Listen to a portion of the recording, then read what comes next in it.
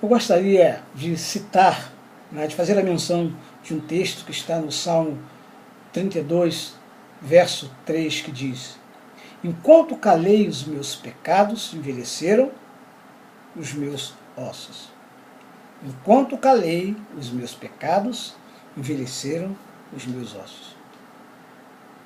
Bom, gente, a confissão de culpa e o perdão são recursos terapêuticos para a nossa alma.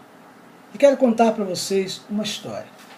Certo pastor, ao iniciar, uma sessão de aconselhamento pastoral a um novo convertido de sua igreja, que estava ainda envolvido com bebidas alcoólicas, apesar de ter aceitado a Jesus, ele recebeu do pastor o conselho de que ele deveria buscar forças de Deus, continuar vindo à igreja, recebendo as orações e orando também, para que ele conseguisse sair do vício de alcoolismo, porque este vício estava trazendo muitos problemas, tanto para ele quanto para a sua família. E o rapaz deu a seguinte resposta ao pastor: eu só vou parar de beber depois que o Senhor me convencer, me fazer aceitar a ideia de que não fui eu quem matou meu pai. E ele disse isso porque ele acreditava que, por sua situação no alcoolismo, já estar se estendendo por tanto tempo, inclusive nesse contexto, fora ele que tinha, vamos dizer assim, desencadeado a morte do pai, por muitas aflições que o seu pai tinha passado por vê-lo no alcoolismo. Então, ele ficou se sentindo culpado da morte do pai, depois que o pai adoeceu e morreu. E assim, o pobre rapaz se sentia culpado da morte do seu pai.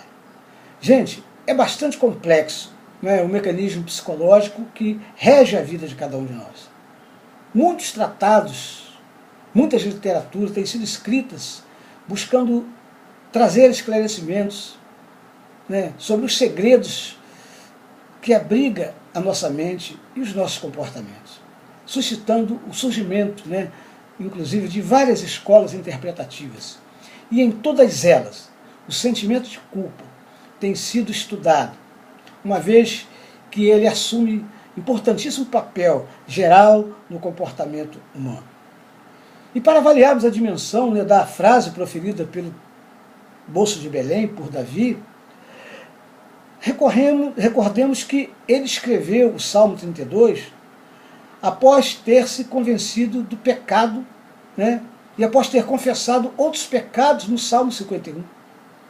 Partindo, então, para uma análise do conteúdo de ambos os salmos, vamos notar que o sentimento de culpa que habitava o coração de Davi era algo atormentador, a ponto de, no Salmo 32:3, ele dizer o que nós acabamos de ler: enquanto calei os meus pecados, envelheceram-se os meus ossos.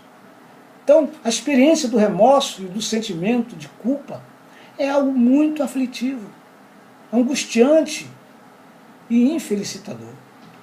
Uma vida, por exemplo, que carrega consigo algo do passado, não plenamente resolvido, ou uma pendência que volta e meia vem à mente, perturbando o sossego e acelerando o coração, assim vai a pessoa apodrecendo a sua existência de tanta infelicidade. Vai vivendo uma vida de traumatismos repetidos, por estar ainda guardando essas coisas do passado, coisas ruins, que deveriam ser confessadas a Deus. Um sentimento de culpa, gente, pode causar atitudes agressivas, complexo de inferioridade, atitude crítica exacerbada, falso moralismo, amor próprio doentio, dificuldade nos seus relacionamentos por excesso de desconfiança.